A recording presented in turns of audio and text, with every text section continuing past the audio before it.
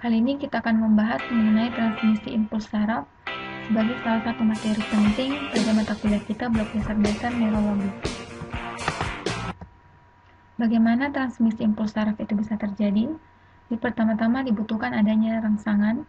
Rangsangan bisa berupa stimulus mekanik, suhu listrik maupun kimia, di mana stimulus-stimulus ini akan diterima oleh reseptor tubuh kita sehingga terjadi transduksi atau konversi stimulus ini diubah menjadi aliran listrik atau impuls saraf sehingga terjadi penghantaran kegiatan listrik hingga ke pusat saraf. Ini adalah bagaimana perjalanan rangsangan atau impuls saraf pada sebuah neuron.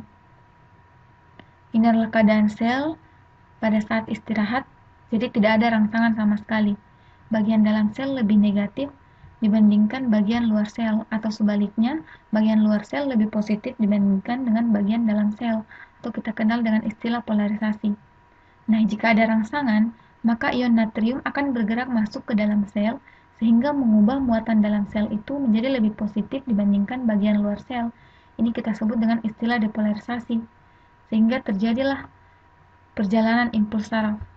Impuls saraf akan berjalan sepanjang neuron. Jika impuls saraf telah berlalu, maka neuron akan kembali dalam keadaan polarisasi, yaitu bagian luar sel akan menjadi lebih positif dibandingkan dengan bagian dalam sel.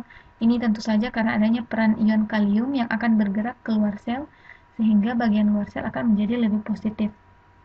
Kemudian impuls saraf ini akan tetap diteruskan di sepanjang neuron dengan penghubung-penghubung sinaps hingga ke otak. Di otak ini impuls akan diterjemahkan dan ditanggapi dalam bentuk yang disesuaikan dengan bentuk rangsangan.